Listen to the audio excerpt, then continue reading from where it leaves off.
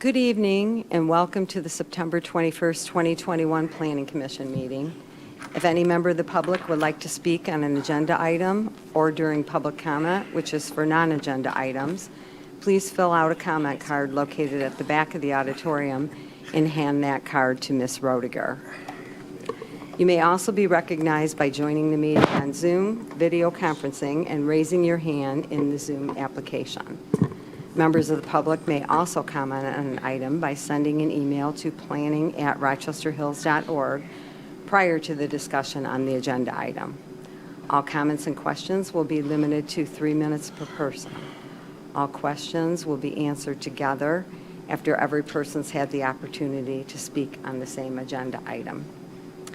Ms. McDonald, will you take roll call, please? Chairperson Abbott. Here. Vice Chairperson Hooper. Here. Secretary Kalsunas. Here. City Council Member Boyer. Here. Commissioner Detmoff. Here. Commissioner Gator. He is excused. Commissioner Gebauer. Here. Commissioner Struzek. Here. Commissioner Weaver. Here. We have a quorum. Move on to approval of the minutes for the August 17th, 2021 regular meeting. There were a few simple corrections to the meeting minutes. Page 4, second paragraph, price range should read $2,000 to $4,200. And page 3 and 8, change Mr. to Ms. for Neubauer. Same for Bernabic on page 10, top of the second paragraph. Are there any other comments or corrections? Chairperson Bernabic. Mr. Kelsey? Hearing no other corrections, I'd like to make a motion to approve. Okay. I have a motion by Mr. Kalsunas, seconded by Mr. Hooper, for approval of the minutes. Take a voice vote. All in favor, say aye. Aye. Opposed? That motion passes unanimously. For communications tonight, I have a planning and zoning news from September, October 2021, and an RCOC Road Commission report, third quarter 2021. Move on to public comment, which is for non-agenda items. I don't have any cards from anyone in the auditorium. Ms. McDonald, do we have any email communications? No, there have not been any email communications received. Ms. Roediger, do we have any hands raised in Zoom? We do not. Okay, then I will close public comment. Unfinished business, request for site plan approval, city file number 21-001, Priya Living, a 172,780 square foot, two-story senior independent living development on 13 acres near the northeast corner of Adams and South Boulevard. Zoned R4, one-family residential with an FB1 flexible business overlay. Parcel numbers 15-13-301-011 and 15-31-351-017. Priya Living is the applicant. Will the applicants come up to the front table, please?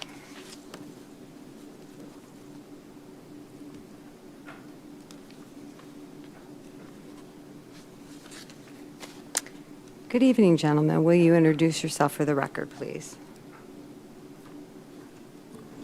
My name is Logan Bailey Perkins. I live at 7958 Laurel Crest Drive in Johns Creek, Georgia. Okay. Sorry.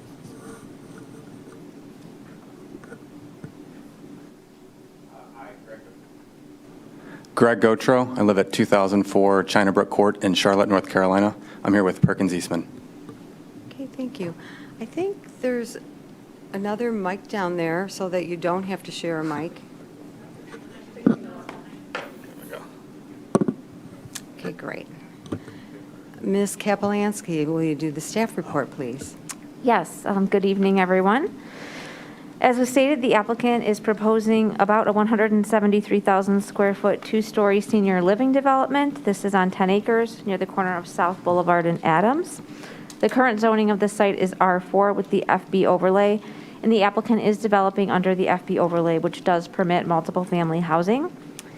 As you will all recall, the applicant previously appeared before the Planning Commission, and the commission noted several items to be addressed. The applicant has made the following plan revisions in response. Elevations have been changed to incorporate additional stone elements and brick and to better complement the existing historic stone house. Perennial planting details have been added and additional evergreen plantings have been included to screen headlights. The environmental impact statement has been revised as requested. The applicant has elected to continue limiting public access to South Boulevard only. You'll note that the planning review recommends a right-in, right-out only on Adams as an alternative. The traffic impact study has been updated to match this proposal.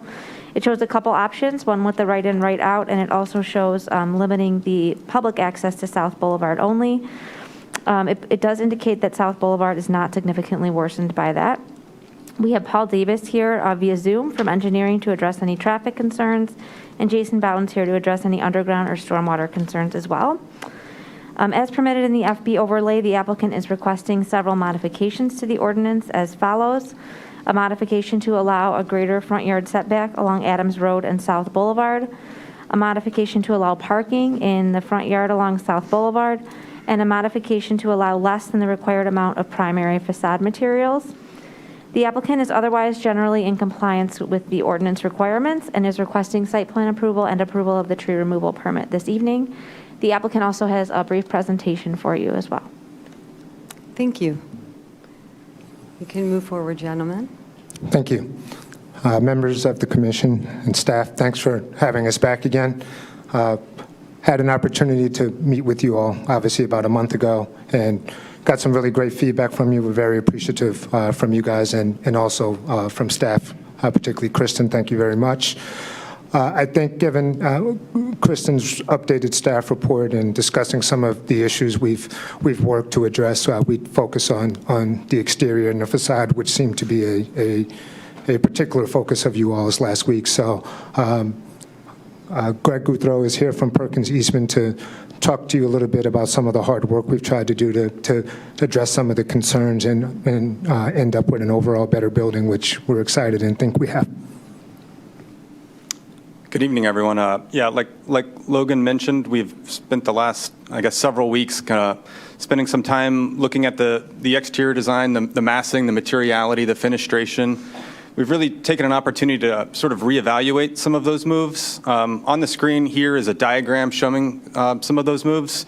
Depicted on the top are the sort of formal gestures, the expressive architecture that we've tried to simplify and make a little bit more deliberate. Those areas that are highlighted are really the areas where residents would enter the building, so they're access points. But also the forms that kind of create the courtyards. We have 4 courtyards on this project, 2 internal and 2 open. You can see sort of on the left and through to the right. So we've reevaluated the massing, simplified it a little bit, made it a little bit more deliberate. And then also the materiality. So we took a look at the palette. We looked at the historic house on site. We took some cues from the region, started with something that kind of honored that house in the stone, and then started pulling colors from that stone, some of the textures. We really love the texture of that natural stone, but then kind of compromising or I should say comparing it with some of the lighter brick, the wood look, fiber cement paneling, and then some splashes of color to sort of further emphasize that expressive architecture form that you see in the diagram here. We've prepared a bit of an animation to help illustrate some of these moves. I think once you see it in 3 dimensions, it's a little bit easier to appreciate. So I'll bring that up and play this. It's about 1.5 minutes. It's going to start from South Boulevard. So our backs right now are looking into the site, and we're going to walk through the site as if you're sort of driving and arriving into the campus. So we've just left South Boulevard. We're probably driving somewhere around 25, 30 miles an hour into the site. You can see the densely populated trees sort of shrouding the building. We're about 300 feet away right now, and you're starting to see the building, right? It starts to open up.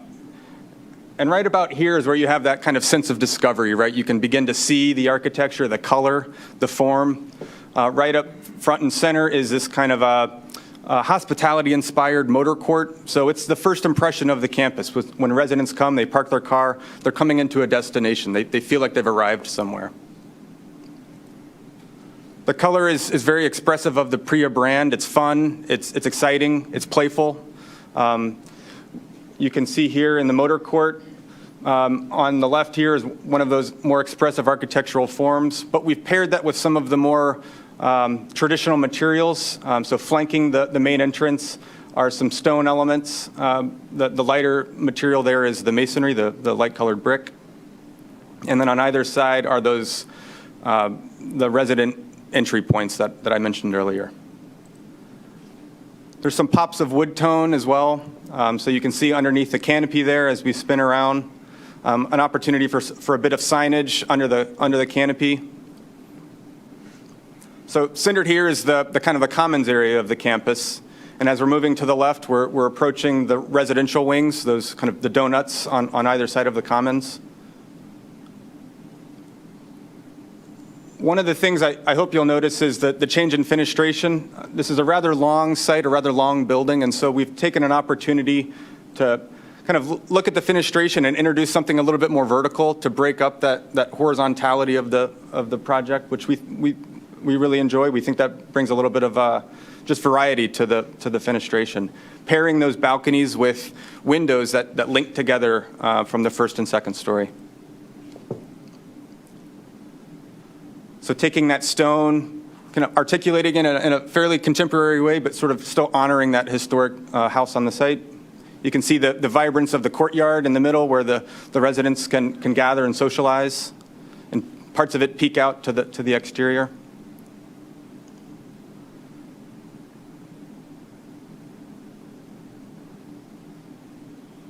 And so that's the tour of the Priya site in Rochester Hills. We thought we might, I don't know if this is traditional or not, but we thought we might open it up for any comments, initial reactions to what you saw. We've prepared a few other slides, but any initial reactions, or should we proceed? You can proceed. Okay.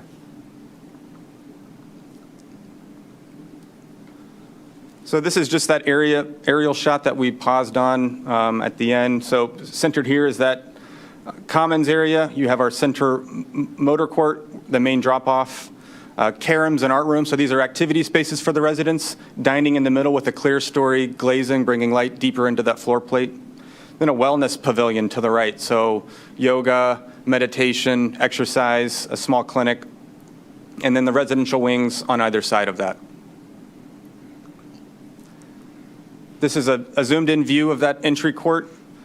Some pops of color in this trellis material that, in the daytime it might catch the sun's glow and really sort of illuminate and provide that sense of arrival. At night, it's lit up and really glows like a lantern.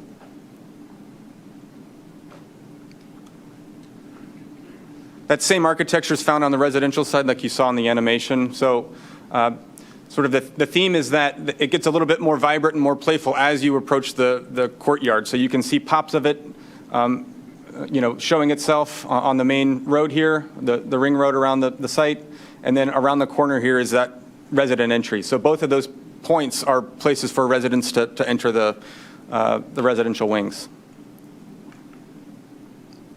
You can see the materiality. So starting from the left, the tan material is the masonry, the brick, fiber cement panels. In the middle here is the stone, wood accents, and then aluminum clad windows for the fenestration. This is maybe a bit more of a traditional elevation view with a bit of perspective just to give you some of that depth and shadow so that you can appreciate a larger elevation. So this is the south elevation here, along with our material palette. This slide shows the full extent of that elevation. So I'll zoom in a bit here. So you can see we were focused more on this side, but you can see the full breadth of the project here. Our main motor court, and then a mirrored residential wing on the right as well.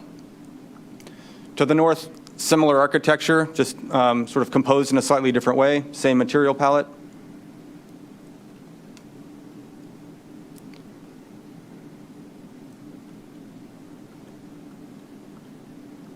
And then this is the west elevation. Again, because of the building blocks, the units, the way the courtyards are arranged, the elevations are very similar. We sort of have this kit of parts to use, and the same material palette, so you get the same language across the project.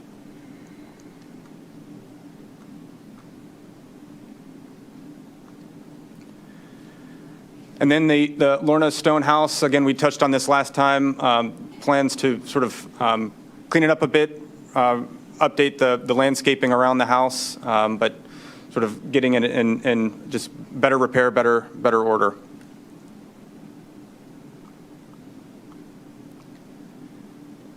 And then this last slide is just a sort of a pausing slide for just reference on the site, just to reorient everyone to the intersection of Adams and South Boulevard.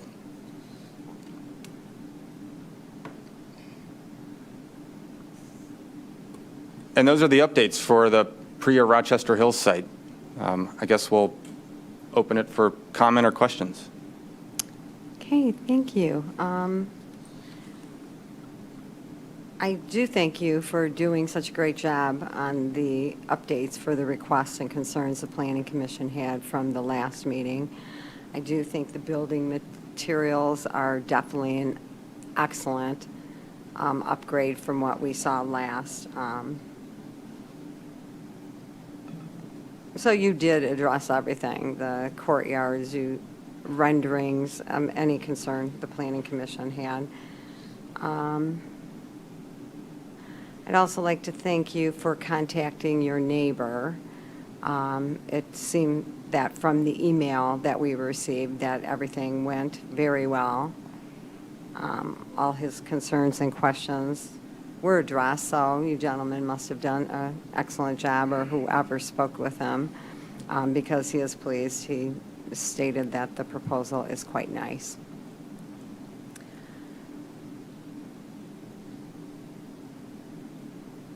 Mr. Hooper. Thank you, Chairperson Barnabic. I guess I'll walk down the requested variances that you're in the staff report. You're requesting for this approval of this project. One was the minor front setback, minimum front setbacks on both Adams and South Boulevard, which, again, you exceed that way because you're quite a distance off of Adams to South Boulevard. I don't think I have an issue with that. I think that's appropriate. That's fine. I don't see a problem with that variance. The minor street design, allowing the parking between the minor street and the road, I don't have an issue with that. I think it's appropriate for your project here. Building materials, like you've discussed here and you're showing on your architectural, I'm in agreement with that. I think it's a huge improvement from our last time, so I'm in agreement with it. I think it's a good asset to the community for that. And then I guess the last issue would be this traffic of Adams Road. So from my understanding and what I see the plans here, you're still of the opinion that you should have Adams Road closed, and staff is of the opinion that we should have at least a right turn, right out, right in, right out for Adams Road. Is there any other comments, I guess, before I make my comments on this? Yes. Yeah. May I? Yeah, sure. So I think in your packet materials, there's a short letter that we provided to staff to talk a little bit more of some of our concerns with this being a right in, right out. And frankly, we spent a lot of time together talking about this internally, talking with our consultant team. And I guess as a starting point, the first thing we obviously did is kind of wanted to check the box to see with the revised traffic study, if we retain that entrance as an emergency access, is there any detriment? I think that's one of the first things that we learned, and our traffic consultant can speak to this in more technical terms if need be, that there isn't a material detriment based on the existing conditions with that. I guess the second thing that we've really talked a lot about this, and I think Kristen and Sarah have heard this from the beginning, just in looking at this project, we've really tried to be deferential in how much disturbance and impact happens around the Lorna Stonehouse. And one of the reasons we've proposed this as emergency access is to do just that. And something we talked together about with the HDC is, we want to learn more about this house and figure out, what the appropriate way to celebrate it is. And, for us, at least right now, as we learn more about the house, we think it's really prudent to limit the disturbance in around the house. A couple other things that I think, again, are included in the materials. For in senior living, sometimes less is more. As adults transition into becoming older adults, having a little bit more simplicity with things like how you get home every day really makes a big difference. There's a lot of research and scholarship that speaks to that, and for us, that was definitely another reason and another factor that we had in the back of our heads as we focused on this sort of main entrance from south.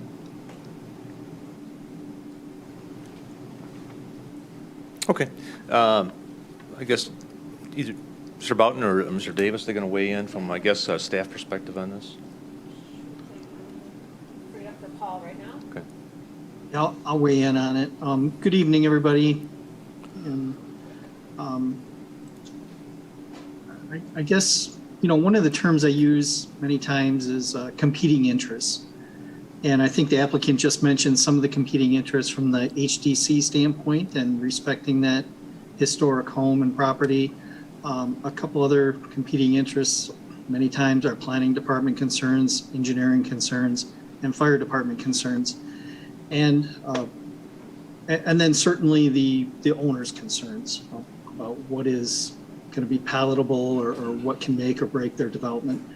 I would say that the right in, right out only was a reasonable compromise that will provide limited access, although also meet the emergency access concerns that the fire department might have.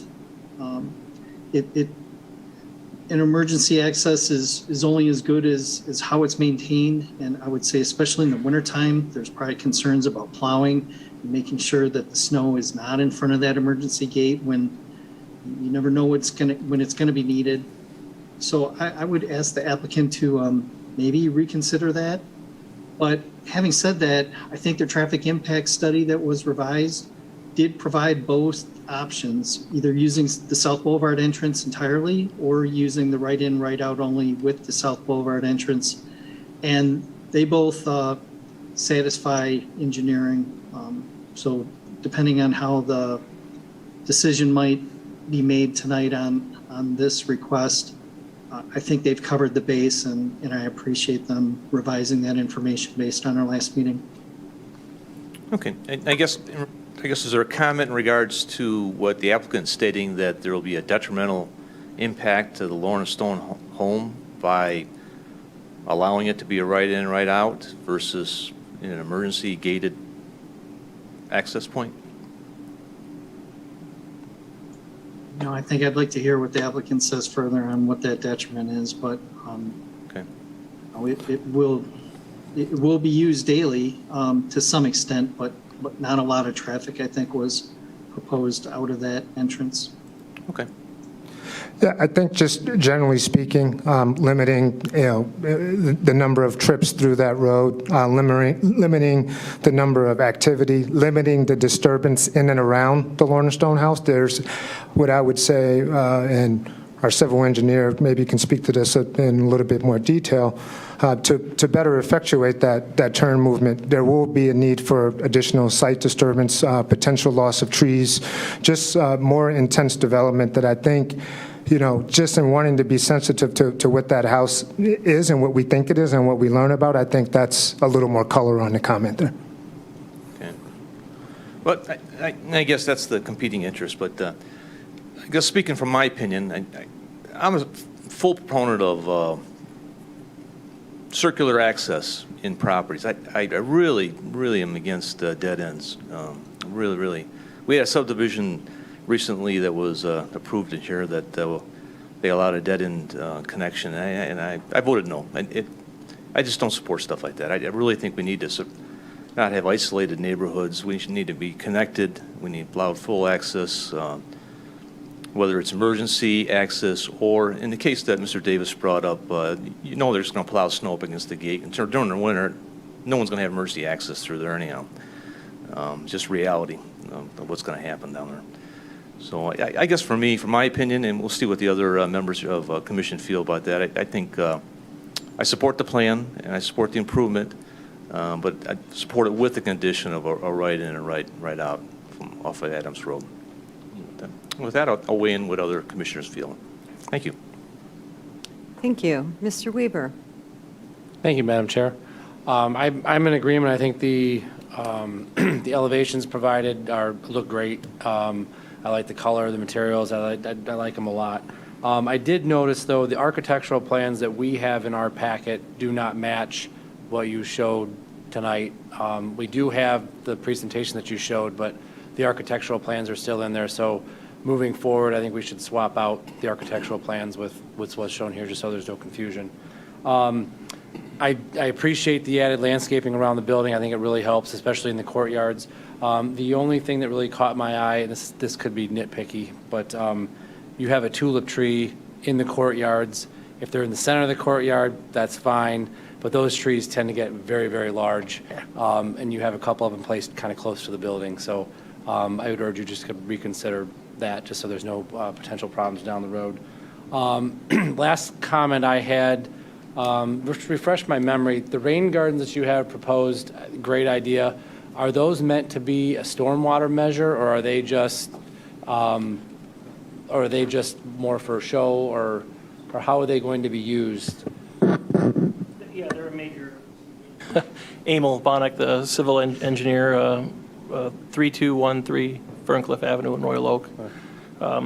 The stormwater gardens are a major feature of treatment prior to the detention system that's proposed on the site. Okay, so there will be curb cuts allowing water to sheet Yes. flow into them? Okay, I didn't notice them, I wanted to be sure.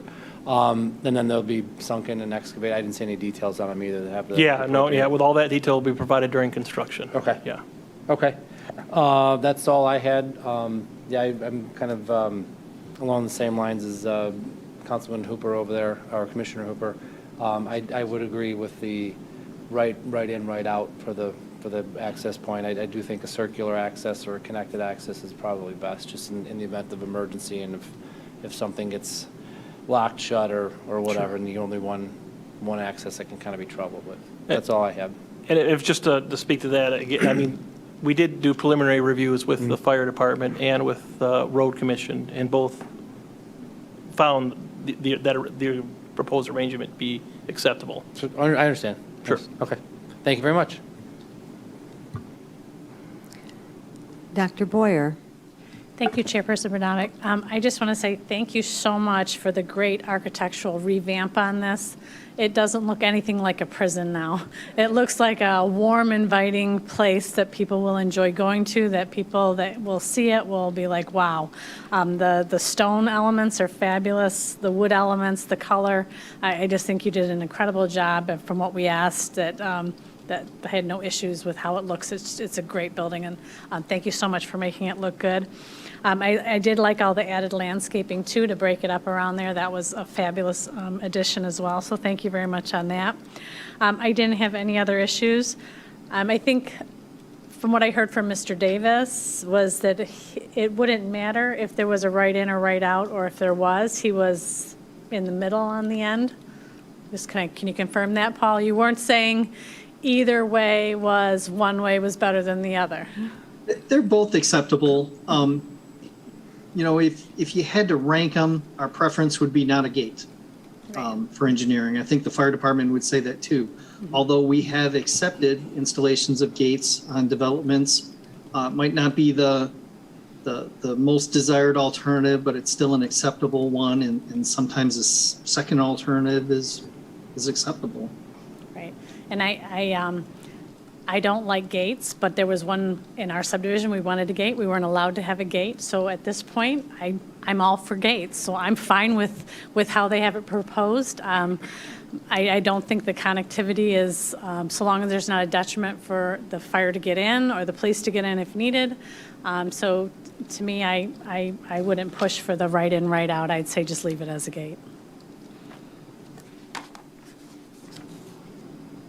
Thank you. Mr. Struzek. Thank you, Chairperson Brnovic. I'd like to echo some of the comments. You guys absolutely took the feedback that we had about the style of the building. I really feel like you've got a great brand, and the previously it was proposed didn't reflect that brand very well, and this one absolutely does. It feels like the Rochester Hills version of your brand. So I think it looks great. I appreciate it. I also have some concerns about the right in, right out. So we have 5 fire stations in our city. 4 of them would approach this probably from South Boulevard. But station number 4, if they were responding on, let's say, a medical run, they more than likely would take Adams Road. They'd take Adams Road south. And this might be a question for Mr. Davis, but do you know if an ambulance is responding and there is one of these gates that has, this one I believe had a Knox box proposed, would they stop at that gate and open it up, or would they be more likely to just go around to the open entrance? No, I'm not sure. I'm probably not the best one to answer that question on how the fire department would respond, but I can tell you that if there was a right in, right out only, they probably would turn left into that development and use that one off Adams Road.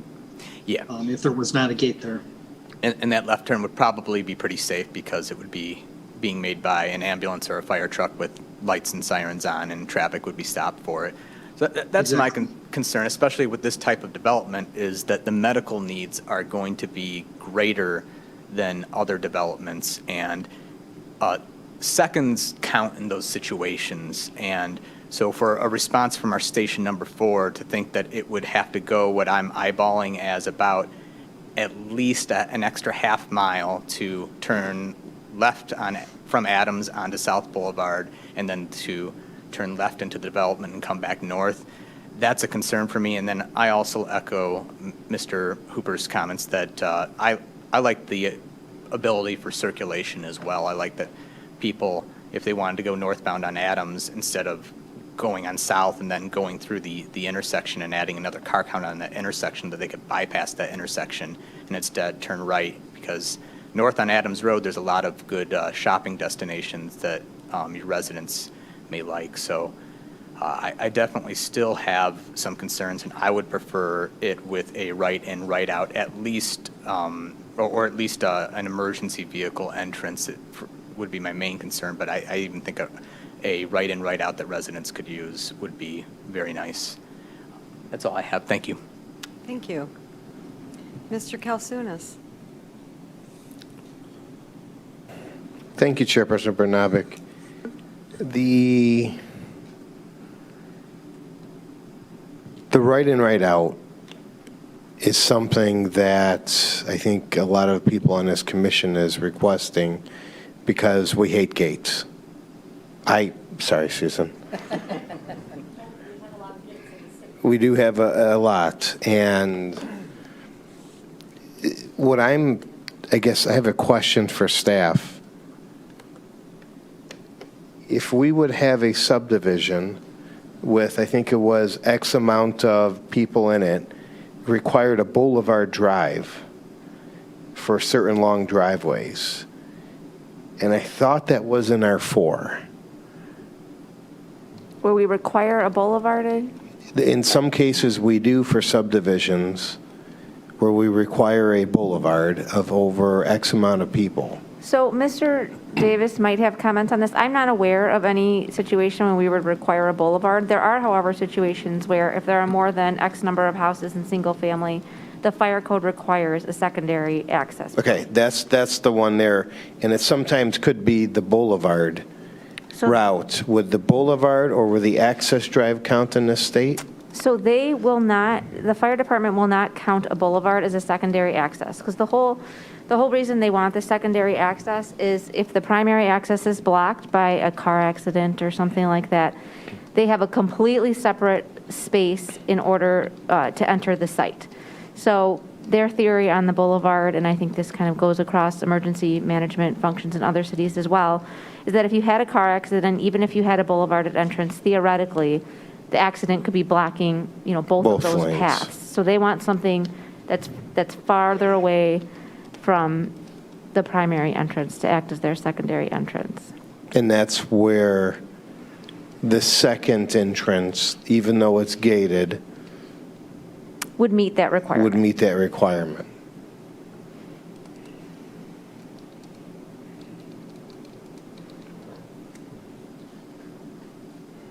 Do you want me to comment?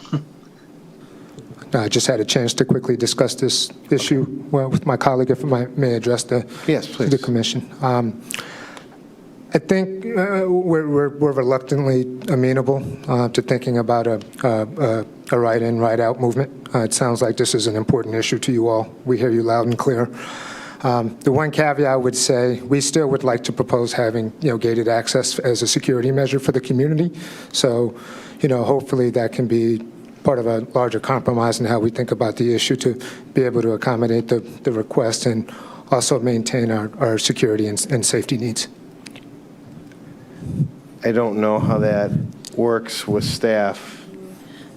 I can defer to Paul. Just initially, from a planning standpoint, that seems to defeat the purpose of the right-in, right-out. The city, as indicated by Mr. Davis, generally tries to avoid designs that require gates.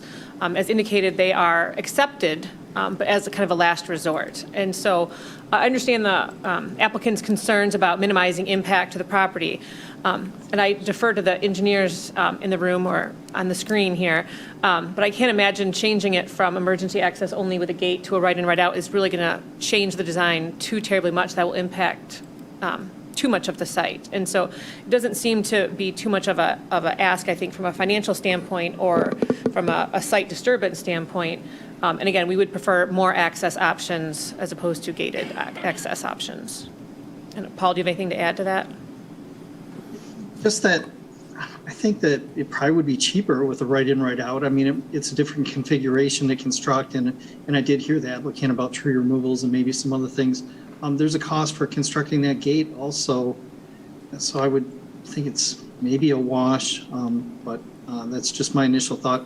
And one of the other comments I thought I'd make is, I think many years ago, and Nick, I think you were remembering this like how I do, is that a boulevard entrance was accepted because it was felt that if it was under construction, you could close one half while having the other half open.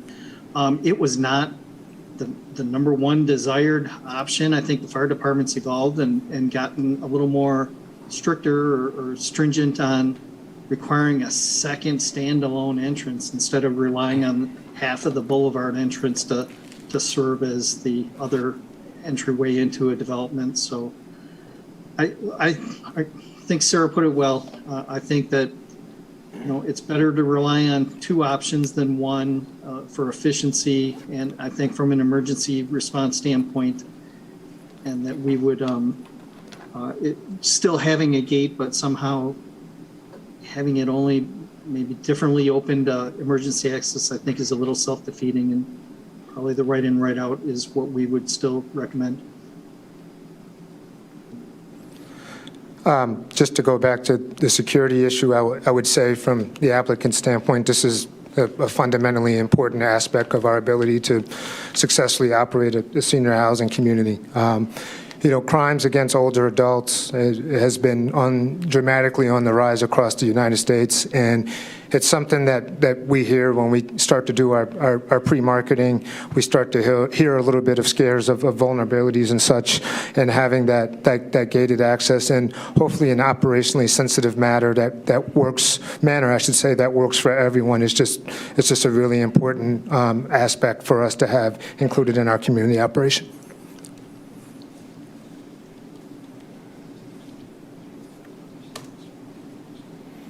I'm looking up another senior community area.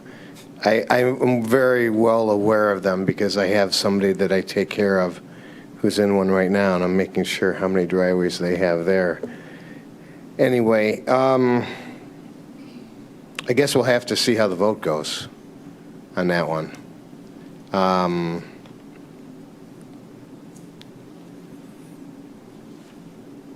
With security, with right in, right out, I'm thinking of the long lines of people trying to get from the temple back and forth, people trying to get to the stores that are just up the street. And it's going to be a lot more turns and a lot more conflicts for the people and busyness in that intersection. And having that right in and right out is going to let you shoot right up to M59. It's going to let you get to the Myers, to whatever store that you want to go to. So I guess we'll see how that vote goes. I'd like to add, I've been part of a lot of gated communities, and in our experience, and particularly this one, I would say, if you look at the traffic study, the revised traffic study, and the number of trips we're talking about, I would hopefully think that that's something that gives us a little bit of additional comfort with having this, just from a total chip generation based on the existing condition. All right. The other subject is the fascia.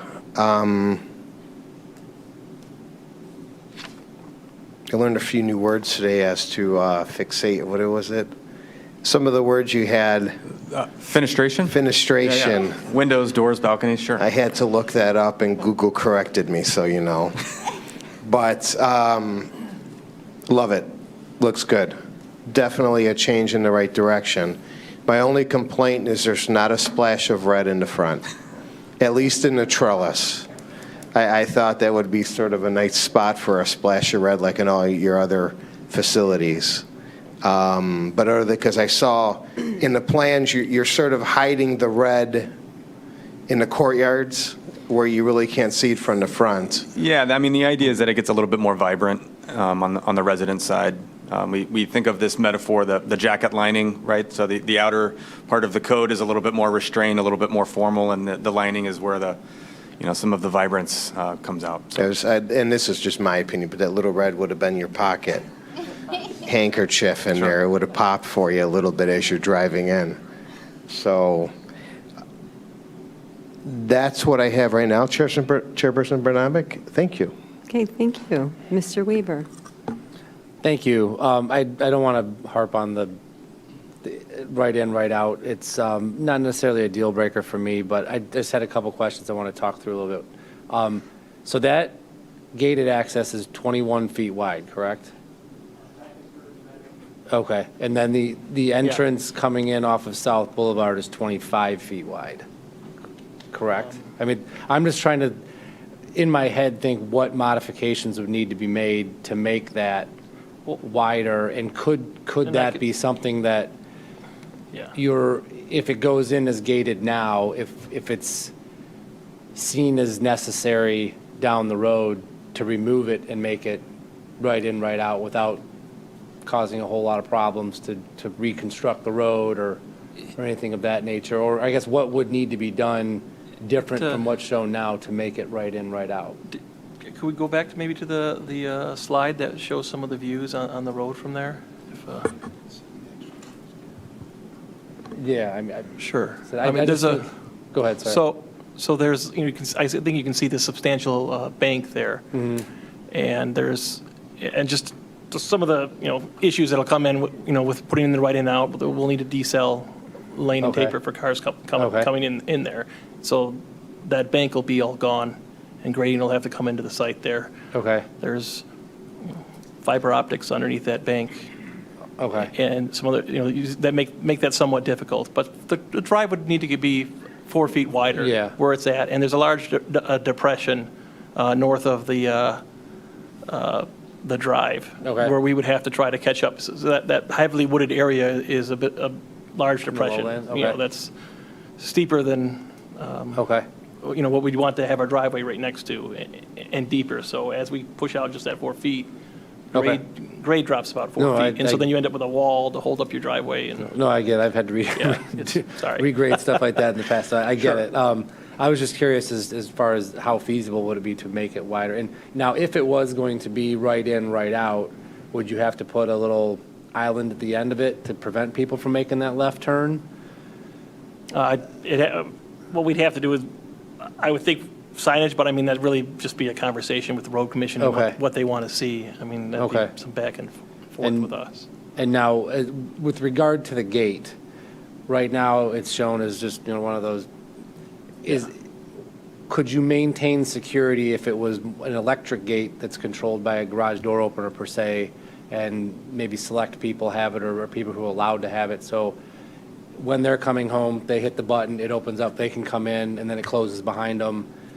Site stays secure with the main entrance. Maybe the city gets a garage door opener. In the event of an emergency, they can head out there, open the gate, everything's good to go. Yeah, I think something along those lines. There are a lot of different systems that can be studied. Yep. Each site is very unique and very different as far as what kind of system that you want to have in play. So that's a discussion that we'll have internally, operationally, and just logistically, just as far as function, as far as what works best. Yeah, no, I get it. It sounds to me like all of us up here like the building, we like the direction it's going, we like the changes that were made, and personally, I would just hate to see something like this get hung up over a miscommunication or something that we could probably work through with regard to a right-in, right-out, or a gated entry. I recognize your concerns, I recognize the historical aspect of it, but in my mind, there's got to be some way that we can come to an understanding that we can make it work. Agreed. Okay, that's all I got. Thank you. Ms. Neubauer. Thank you, Chairperson Bernabic. In my real life, during my day job, I'm a probate attorney, and I spend a lot of my time protecting the elderly. I deal a lot with elder crime and elder abuse, so I understand your position 100%. But let me start by saying the nice stuff, and then we'll get to my concern. The building looks amazing. I think it's the best of all the buildings that you have nationwide. We had an opportunity to look at your other constructions during the last meeting. I really like it. I like how it matches Rochester Hills. I'm very thankful there's no red in the front. So I love it, and I love that you guys took our feedback very well. Security doesn't come from the gate at the entrance of a street. And it does not come like that in an elderly community. And it's more important for an ambulance or fire person to be able to get in quickly and have more than one access point to get into a protected class of people, especially since that's who your community is. That's why it's important, I think, for that second access. Security can be accomplished at the front of the buildings. And that's where a lot of facilities, not non-lockdown facilities, where they have assisted living, no dementia care, it's assisted living where they can come in, but the security comes from the front entrances of the building themselves. And the majority of the crimes that happen against the elderly in these communities come from employees. So that's where your security is going to come from. The protection for the building to have is going to be not at the gate, it's going to be at the building, right? And I think we both can agree on that. And with respect to when you have a large community of people who are vulnerable, the elderly, those who are incapacitated in some other manner, whether it's mentally or physically, it's so important for us to be able to get emergency vehicles in. And if an entrance, the sole entrance is blocked, it's very problematic. That's my concern. I appreciate the feedback. I've been, before coming to join PRIA, I've been doing senior living projects, mostly independent living and continuing care retirement communities. And we talked a little bit a couple of seconds ago about we're going to think about what the right system that works here. One of the things I've seen done before, just to make sure that those emergency vehicles do get immediate access if there's a gate. Obviously, let's say, for the sake of argument, there's an emergency, there's an issue with the resident. Once that call goes out to 911, the arm of the gate would automatically open so that when the emergency vehicle got to the front area where the gate is, there's no issue waiting for the gate to open. Those are the kind of things that, I think operationally and systematically we can think about to have in place to try to alleviate any of those types of concerns. So long as there's a second entrance, that's the thing. So even if the first entrance has a gate that has easily accessed, that's fine. But what if there is something blocking that entrance and there's no way for your vulnerable community to be reached by a first responder? So if you'd like to put in the right in, right out, and have a gate that somehow is opened with some kind of communication between the facility and the first responders, I mean, that seems agreeable if it's possible and implemented and effective. Sure. So that's all I have. Thank you so much. And I love the building. Thanks. Thank you. Thank you. Mr. Hooper. Yeah, thank you. I just want to follow up on your comment about safety. And in your market research, you probably would have come across the fact that we're the 10th safest community in the United States of America for communities over 50,000 people for the last 7 years straight. So I take somewhat umbrage to that comment about crime in our community. That just doesn't exist to the level that you may experience in other communities. That being said, I guess I'm a stand. I think there's nuances about gated access and somebody opening a gate and stuff like that. I just think we're kind of around the fringes of it, and I think we're better served by having the right in, right out for this. So with that, I guess I'm gonna make a motion here. We'll move the show along and see where it goes at that point. So at this point, I would like to make the motion in our packet to approve the tree removal permit with the attached 2 findings and 2 conditions that are in our packet.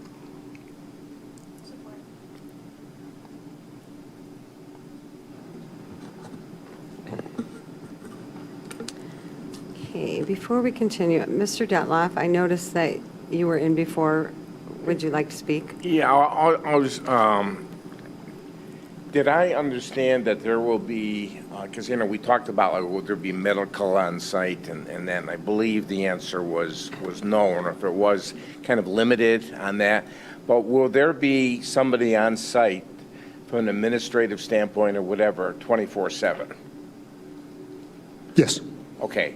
So that will be constantly monitored on that, wherever cameras and, monitors are going to be addressed. I personally feel that, addresses the fact of, from a safety standpoint, if you've got somebody there on 24/7. That was my only, but there will be definitely somebody on site. Yes. Okay, that's what I wanted to know. All right, thanks. Thanks. Thank you. Also, I don't have any speaker cards from anyone in the audience tonight. Ms. Roediger, are there any hands raised in Zoom? There are no hands raised at this time. We do have a number of people attending virtually. So if anyone would like to speak virtually, feel free to raise your hand and we will call on you. Okay, thank you. I do see a hand raised. If you would like to fill out a speaker card, which is located in the back of the auditorium on the table, when you're done, you can, come up before I move on with the motion. Ms. McDonald, do we have any email communications? No, we do not. Okay, thank you.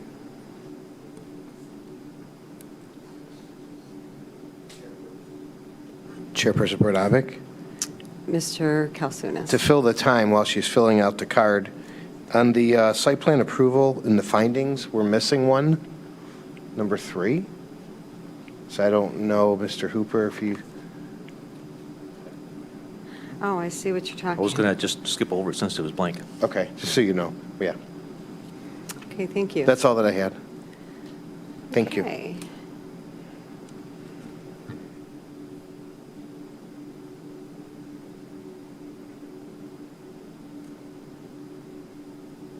Okay, you can come up.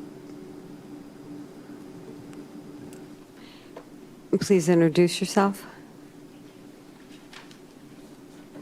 Speak right here. Yes. Hi, my name is Bobby Ghosh, and I am a resident of Rochester Hills. Actually, you could probably see my backyard in a lot of the photos that you have up were be a neighbor to Priya Living, actually. And myself and my family have lived in Rochester Hills for about 6 years now, and we live across the temple, and we're part of the community, and I think that this would be a great addition to Rochester Hills. I do think that the project would bring a lot of great community space. I teach Bollywood dancing at the temple, and it's a great community, and I know this would be a great benefit being right across from it. I also have a widowed mother who would be, I know it would be beneficial for me having her so close and being taken care of and looked after, and also being part of like a larger community where so many things were accessible. So I just wanted to provide my insight, being a resident, knowing how Rochester Hills is a very proud community, and we are very proud to be part of it, and I do believe that this would be a great asset to have. Okay, thank you. Thank you.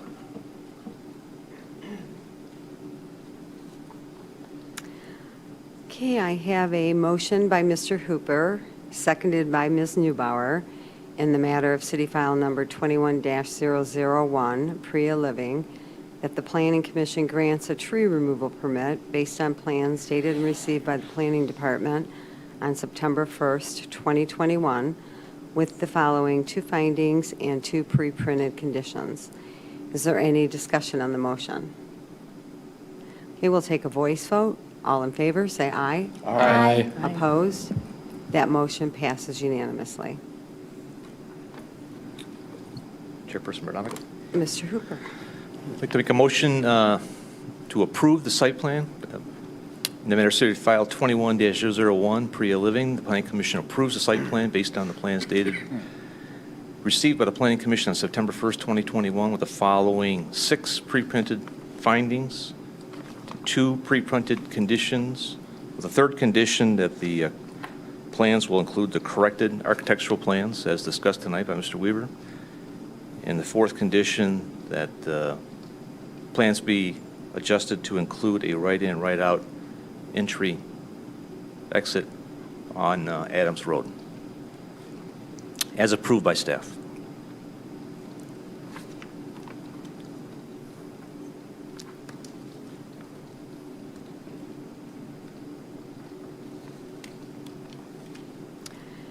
I have a motion by Mr. Hooper, seconded by Ms. Newbauer, that the Planning Commission approves the site plan for Priya Living with the 6 pre-printed findings, 2 pre-printed conditions, and the additional 2 conditions stated by Mr. Hooper. Is there any discussion on the motion? Okay, we'll take a voice vote. All in favor, say aye. Aye. Opposed? Nay. Okay, I have 1, so that vote is 7-1. So that vote passes 7-1, and I congratulate you on moving forward. Thank you. Thank you for your investment. you. in Rochester Hills. Thank you. We're excited to be here. First of many, hopefully. Yeah, thank Thank you. It's lovely.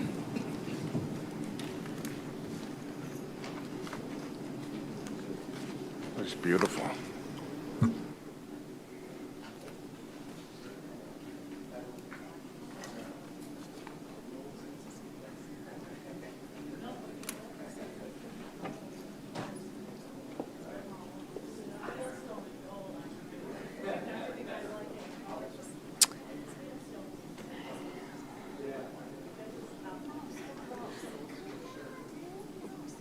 Okay, guys. I'm going to move on to new business.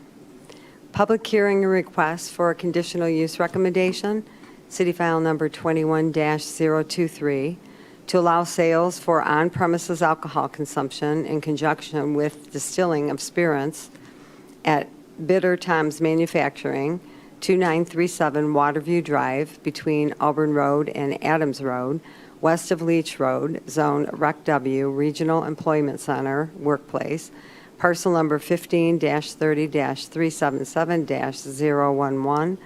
Tom Bosley, Bitter Tom's Manufacturing, LLC, is the applicant. Good evening. And you are Tom Bosley?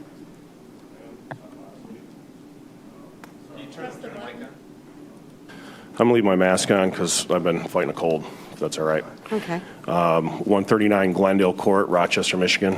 Tom Bosley, Managing Member, Bitter Thomas Manufacturing. Okay, thank you. Ms. Kapelansky, staff report, please. Thank you.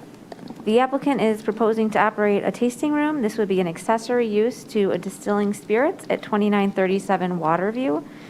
Alcoholic beverage sales for consumption on the premises are a conditional use in the Rec W district.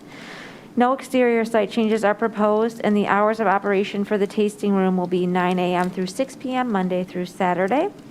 The Planning Commission should consider the conditions noted in Section 138-2.302 of the zoning ordinance in determining whether or not to recommend approval of the conditional use permit to the City Council.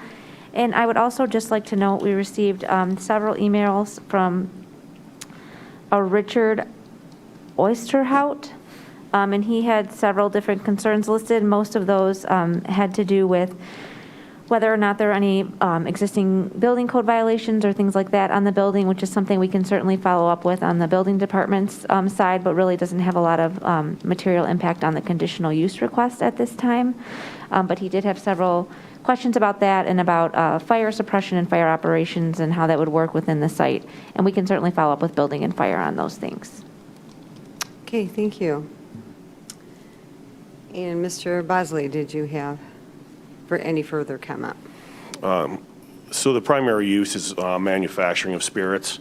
The secondary use, quite honestly, is the tasting portion, which would allow us to do tours and some on-site tasting during the tours or post-tours of the facility, and subsequently sell bottled spirits at that time.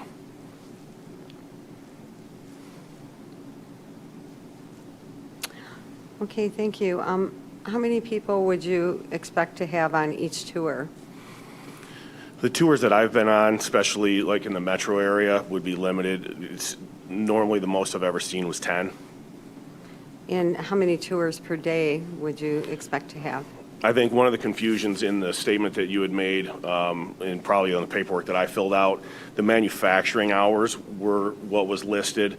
The actual hours of tastings would probably be limited to, maybe on weekends only, Saturdays, maybe Fridays, for tours and tastings only. Manufacturing hours would be the hours that were posted. So would you want to include that as part of the approval of this plan, that you would only be doing the tasting tours on Friday and Saturday only? We can. I mean, it's any of the tours that I've been on. It's not like we're in Tennessee or something. Metro area, most of the tastings are during the day on Friday or Saturday.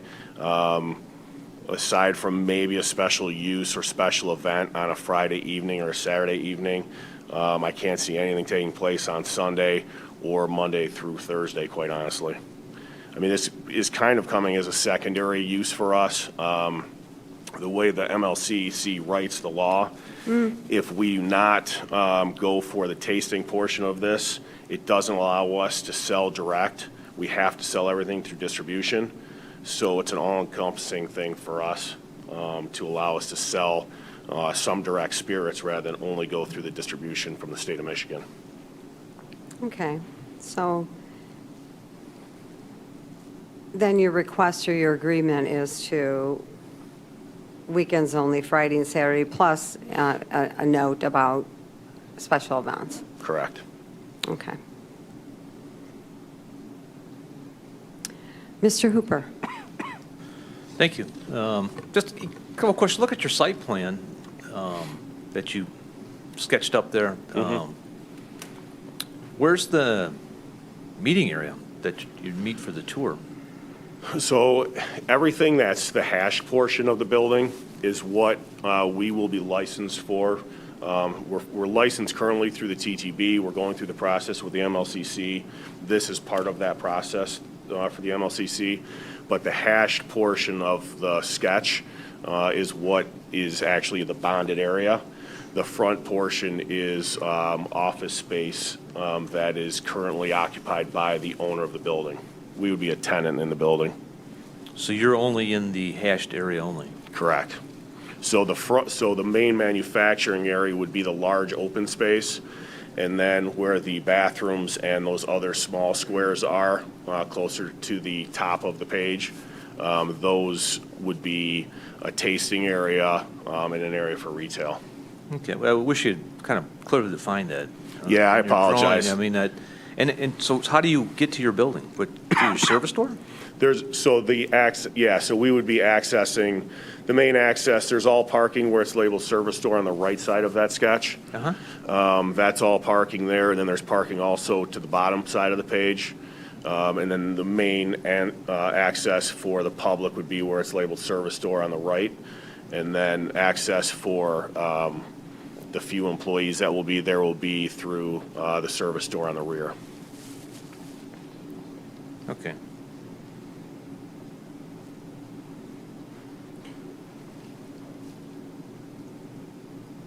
Well, I guess I got, so it's a manufacturing facility that you're having a side request of tastings in order for you to sell other to distributors. That's your goal here. Correct. I have a restaurant currently in Lake Orion. Okay. And right now we have to go through distribution to get our stuff from point A to point B, which. Gotcha. And now you want to bypass the middleman and do it this way, if you get this approved? It's more to it, but yes, we're allowed within one of the new governor's rules, we're allowed to do some direct sales. Yeah, no, a roundabout way, I got what the real truth is here. Yeah, that's what it is. Yeah. All right, I just wish you had a better sketch or something to show, because I mean, it's not an inviting thing to go take a tour to through a solid service door of a building that has no windows in it, or, I mean, I can't even tell what it has here, but. It was kind of a last minute, when I checked the box with the MLCC on that we were going to check no initially for the tasting room portion and do this in the future. After we got the manufacturing facility up and running, I was notified by the MLCC that there's 5 other caveats that attach to it, and one of them being direct retail sales. Okay. So it was kind of a last minute thing to work with Jennifer McDonald and get this stuff turned in. Sure. Okay. Thank you. Thanks. Thank you. Mr. Struzek. Thank you, Chairperson Bernabic. I had a question probably for Ms. Kapelansky. What kind of remedies do we have if we find that this is more than a tasting room, and let's say it turns into a bar or something? What kind of remedies do we have to get that back to the stated purpose? Yeah, so a tasting room in this case would be accessory to the larger permitted use of a distillery in the Rec W district. If this were to turn into where you're looking at the hatched area, 60% of it becomes a bar, like you're describing essentially. So that then would be not a conforming use in this district, and then we would issue a code violation, and hopefully the proprietor would shrink it back down to what it's supposed to be, but if not, there's a whole series of processes we would go through, code violations in courts and things like that. Excellent. Thank you. I have no further questions. Can I address that real quick? Oh, sure. I will 100% promise you it's not going to turn into a restaurant or bar. After having one in Lake Orion with everything going on and shutdowns and shortage of staffs, we are not looking to get involved in owning another restaurant or bar. Yeah, I biked through there doing a visit, and it wouldn't be a great location for one. It would not. It would not. That's all I have. Thank you. Thank you. Mr. Detloff. Thank you, Madam Chair. This reminds me of how Valentine's kind of started in Ferndale. Am I correct in assuming that? And with their little tasting room there, I can't remember the street, if it was Victor and that. And obviously, they've been very successful, with their business and have expanded, tremendously. So seating-wise, and that you'll provide seating, obviously, in the tasting room for up to how many? We were just talking about like 10, 12 people. It's not anything to where we want people to stay and consume alcohol for a large period of time. It's purely to sample the spirits that we're producing, maybe mingle for an hour, talk about the process, and move on. There's no intention of having people stay long-term and make it extremely comfortable for them to want to be there. And that's why we have a restaurant. We kind of looked at, from a brand awareness standpoint, how did we want to attack launching a brand of spirits? We opted to do what turned into a full-scale restaurant, and it was supposed to be just smaller, but ended up being a full-scale restaurant to do brand awareness. And this is secondary to that, and mainly, again, is for the manufacturing of spirits, get people interested in distilling and our products specifically, and to sell some products direct to consumers. What type of spirits, if I can ask? So the main thing we'll produce there is whiskeys, bourbons. We'll produce some rums, some vodka, but primarily it'll be bourbons and whiskeys. Okay, and will you provide any, because you have that restaurant in Lake Orion. What's the name of it, by the way? Well, it's called Bitter Tom's Distillery. Okay, that would make sense, all right, yeah. Will you provide any kind of like food, bring food in? No food at all?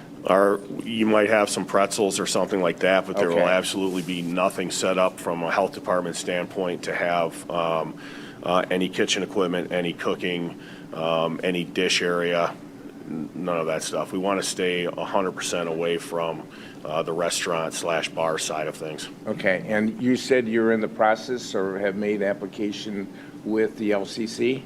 We are approved with the TTB, and we are in the review process. We've already done the interview with the MLCC. Part of that process, as I said before, is we had to check the box, no for the tasting room to get our permit in process through the MLCC, but the investigators are aware that I'm having this meeting tonight and any subsequent meetings to keep them abreast of whether or not we're changing the answer in that box to yes. Okay, all right, I think it's a cool idea. I mean, I'm a big proponent of those, so. Thank you. I agree with Mr. Hooper, the sketch could have been a little bit more, defined or whatever, but other than that, I think it's a great idea, so good luck. Thank you. There's been no talk with interior design or any of that stuff. It was such a last-minute thing to get through the MLCC because it's a long process. Okay. And then you'll sell, you don't currently, so you're not distilling at all now?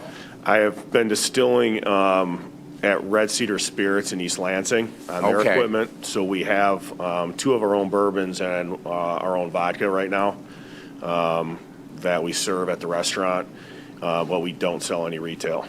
Okay. All right, so at your you restaurant. only have the cocktails right now, yeah. Okay, so at your restaurant in Lake Orion, you do not sell any of the product?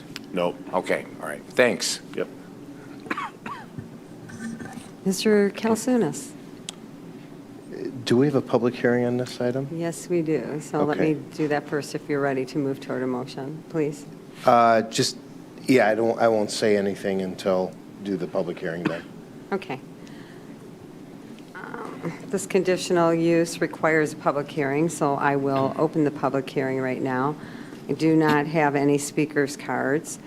Ms. Roediger, do we have any hands raised in Zoom?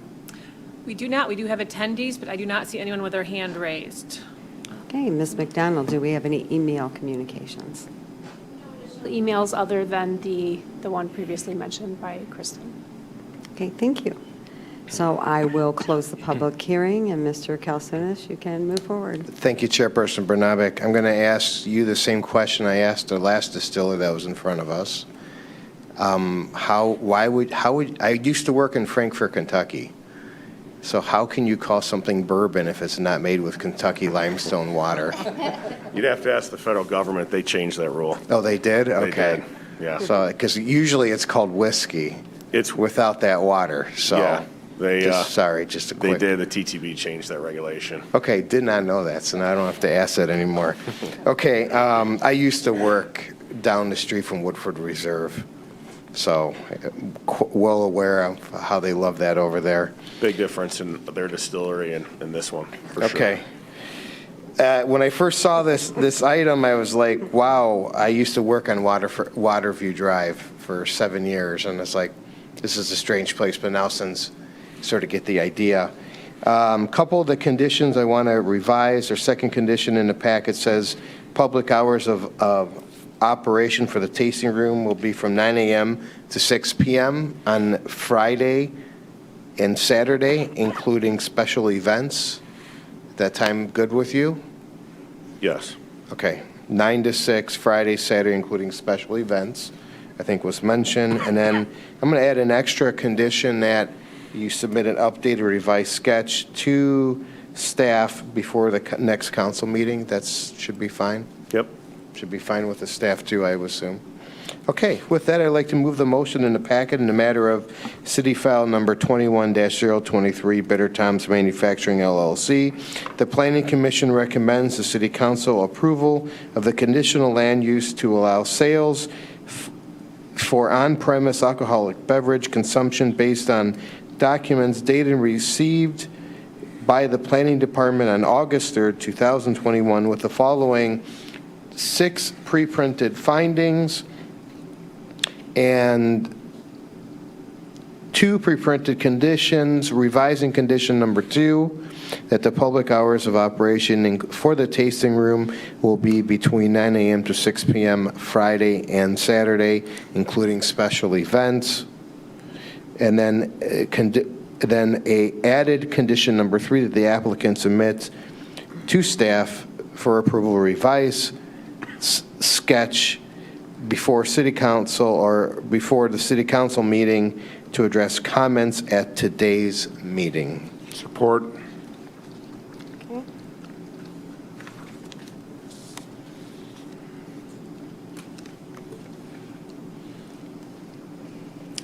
I have a motion by Mr. Kalsunas, seconded by Mr. Detloff, that the Planning Commission recommends to City Council approval of the conditional use to allow sales for on-premise alcohol beverage consumption for Bitter Tom's Manufacturing LLC. Is there any discussion on the motion? Okay. We'll take a voice vote. All in favor, say aye. Aye. Opposed? That motion passes unanimously. Thank you very much. Congratulations. Thank you. Congratulations. I Good appreciate luck. it. Thank you. Good.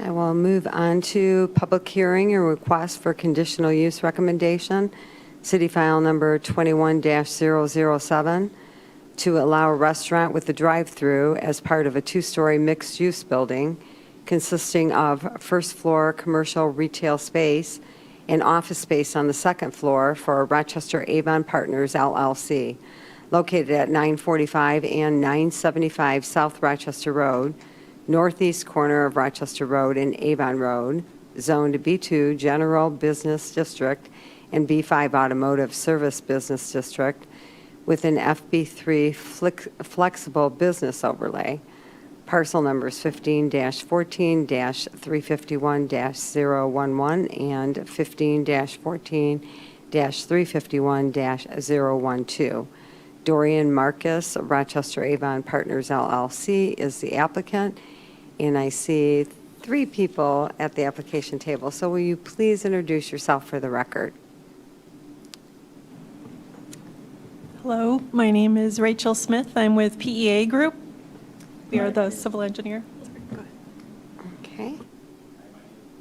Hi, my name is Gerard Marcus with Rochester Avon Partners. I'm the principal of the entity that owns this property. Hello, I'm Brian Burnham with Rogboy Architects. Ms. Brian Burnham? Burnham? Okay. Thank you. Ms. Kapelansky, will you move forward with the staff report, please? Yes, I will. The applicant is proposing about a 27,000 square foot 2-story mixed-use building. This is on the northeast corner of Rochester and Avon Roads. The current zoning of the site is B2 and B5. Both of those are covered, though, by the FB3 overlay, and the applicant is developing under that FB overlay, which does permit the proposed retail office and restaurant spaces. The applicant is also proposing a drive-through as part of the restaurant use, which is a conditional use in the FB overlay district. The Planning Commission should consider the conditions noted in Section 138-2.302 of the zoning ordinance in determining whether or not to recommend approval of that requested conditional use permit. As permitted in the FB overlay, the applicant is also requesting several modifications to the ordinance requirements as follows. A modification to allow a greater front yard setback along both Avon and Rochester roads, and a modification to allow a transparency of less than 70% on the east, north, and south facades. The applicant is otherwise generally in compliance with ordinance requirements. A tree removal permit is required, and that has been recommended as well. The applicant has met the minimum preservation percentage and tree replacement requirements. The applicant is requesting site plan approval and approval of the tree removal permit this evening, along with a recommendation of approval for the conditional use permit. That's all I have. Thank you.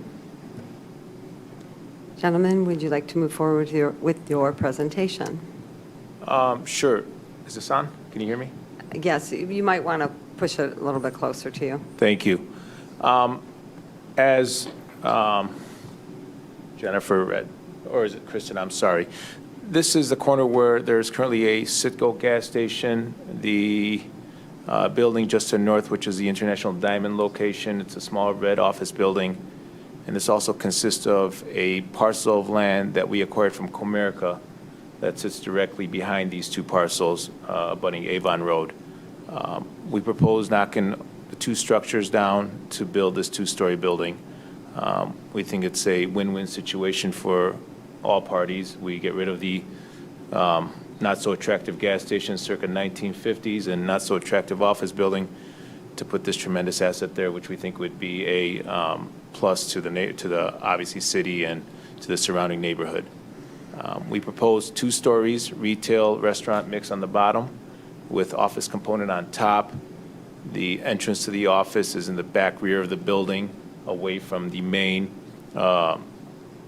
frontage of the building, so the office is accessed from the back, and you have the ancillary parking in the back to service the office use. The parking in the front is saved for the retail, but it's obviously all shared parking, so when there is ever overflow, there's plenty of parking to go around. We opened up the access and kept the access to Comerica per agreement with Comerica, so Comerica can still be accessed through Avon Road. We work diligently with your staff, and I want to commend your staff to work out the right-ins, right-outs, left-ins, left-outs, and the access to the site. The drive-through is, I can tell you, is proposed to be a Starbucks. We have a couple of other tenants. At the end cap or the point position is a restaurant concept that we work on. We also own the project at Rochester and Auburn Roads. I think that gives you a flair of the type of project we do. The restaurant, actually, the 2941 Mediterranean Street Food is our restaurant, and we're proposing another concept here at the corner as well. So you get a mix of local and national tenants that I think would be a great benefit to the community. The office component, we're working diligently to find that right user for that space. We're getting a lot of interest, but we can't get to the finish line until we get some feedback from you folks to see how if this will get approved. Thank you.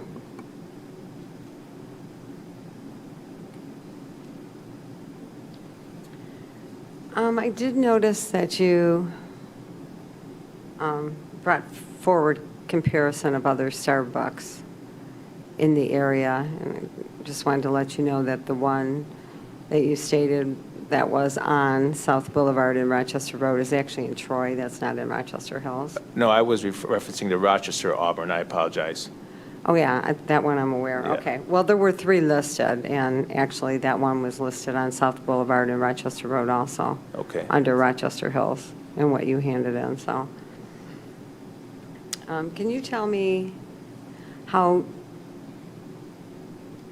the existing contamination on that site will be monitored and treated? Yes, we're currently dealing with, PM Environmental is our consultant. We're dealing with, the state of Michigan has a MUSTA fund to do cleaning, which we've tapped into, we've been awarded, so we will do what's necessary to get this site to acceptable levels for commercial grade developments.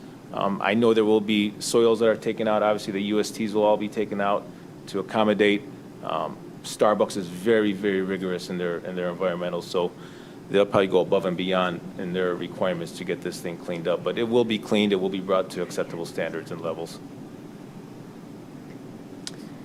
Will you have, did you want to know? Yeah, well, and just to add to Mr. Marcus's comments, they have submitted for a brownfield plan, and so the plan has been, and the remedy has been reviewed by Tom Wackerman, the city's environmental consultant. So it's a kind of a separate parallel process that we're going through, but I just want the commission to know that we have had our environmental consultant review it and is satisfied with the level of cleanup at the site. Okay, thank you.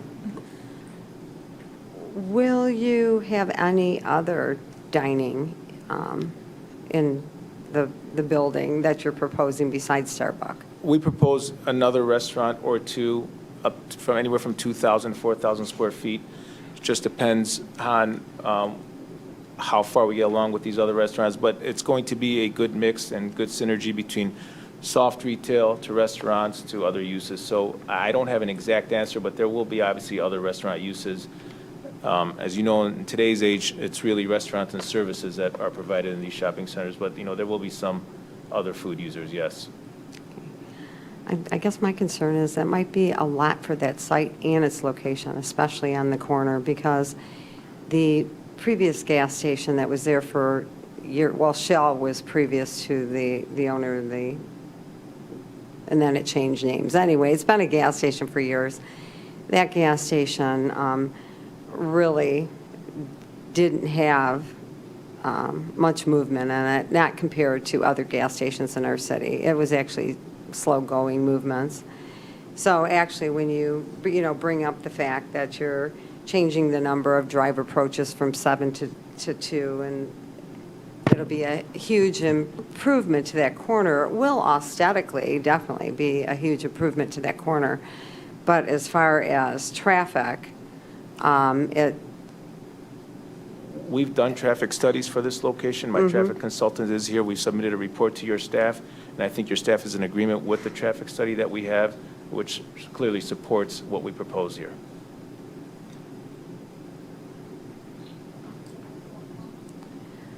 Sure. I do have a concern with that, being it's a Starbucks too, with the circulation.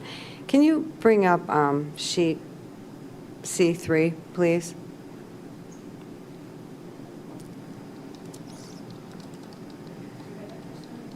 I can do that. Yep, just give me a second.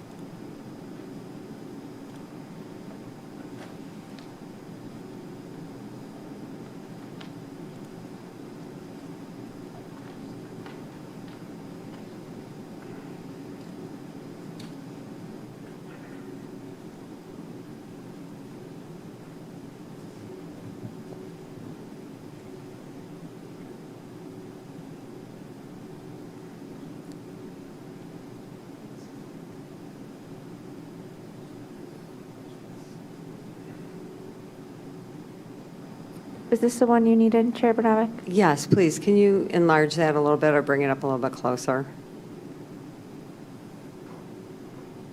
Sure. Is there a particular area you wanted me to zoom in on? Yeah, actually, I had a question in regard to, where it shows the stacking spaces for the drive-through and before that, because they're basically saying that they're going to, that probably would be good. Well, if you can move that up just a little bit more, up to the top, because I'm looking for, whoops. Okay, that would be good. Okay, so I see your stacking spaces, and you're going to direct traffic from Avon, I guess actually Rochester Road, so they're circulating all the way around the building and coming back around to the drive-through, correct? Correct. Okay, now, the spot with the black line that you have on the plan there that is saying no drive-through, is that just going to include signage, or is there something that blocks the entrance of cars? There would be paint striping there as well as signage. The intent was for people coming off of Avon not to turn left and try to merge into the drive-through, but to wrap around the building and get in. It's a similar concept to the Rochester and Auburn Starbucks where we kind of direct them around. So there's paint markings and signage double to direct people around. Okay.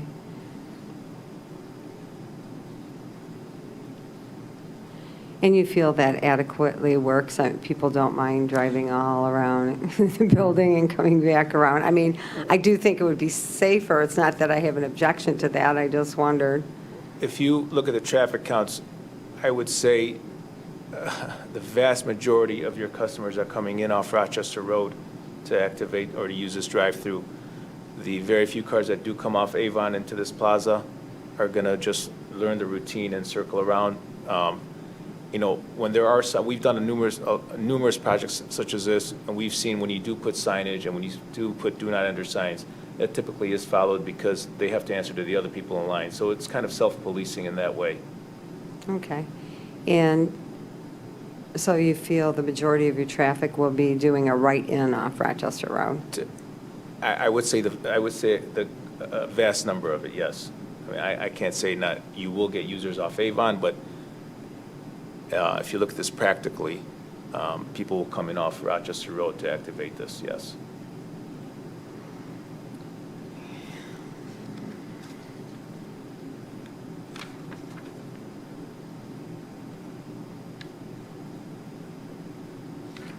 Okay, that's all I have for right now. Thank you. Thank you. Mr. Kalsunas. Thank you, Chairperson Bernabic. Down the fire lane, those are all parking spots on either side of the fire lane? Yes, we worked with the fire department on that. Specifically, the fire lane on the east side wasn't necessarily needed for coverage, but they asked that it be marked as a fire lane just in case they want to use it to cross over into Comerica. But they were in favor of what we had labeled as fire lane. It's always you always had that sign that says no parking fire lane, but we have parking on both sides. We tried to put the signs where there isn't parking. Okay. So, yeah. So quite about the length of the parking spots, 16 and a half. Correct?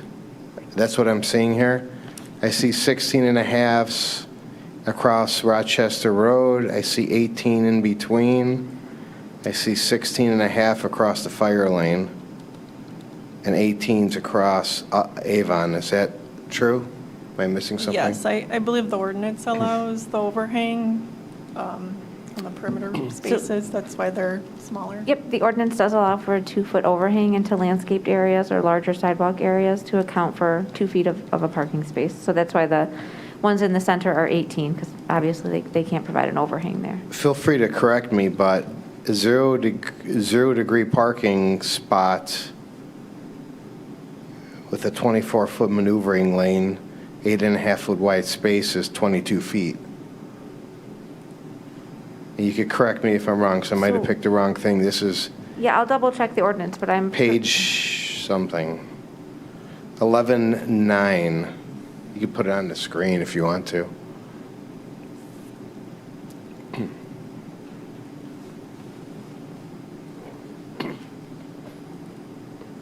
The reason why I'm asking this, if I park there, I have a 18, 19-foot truck.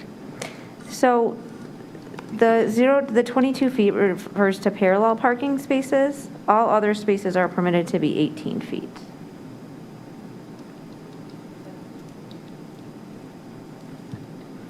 And then you're considering the 2 feet, the 2 feet overhang. of overhang, right. So they would have a shorter curb to allow for cars to overhang the 2 feet. Okay, that's all I have. Thank you, Chairperson Bernabic. Thank you. Mr. Struzek. Thank you, Chairperson Bernabic. There are a lot of boxes that are checked here in this proposal for me. I like that it is mixed use with office and retail. I like that we're doing shared parking here. We're going to start to see a lot more proposals like this as gas stations over the coming decades become less and less. So it's exciting to see that perhaps one will be happening in our city already. This is a corner that could use a facelift, and I think that's what this proposal represents. Going from 7 driveways down to 2, I like to bike and walk, and I just biked through this area with my son, who is 9, and I try to get him to focus on cars, but this is one of those areas where it is very dangerous right now, and what is proposed would be much safer for pedestrians and bicyclists, people on bikes.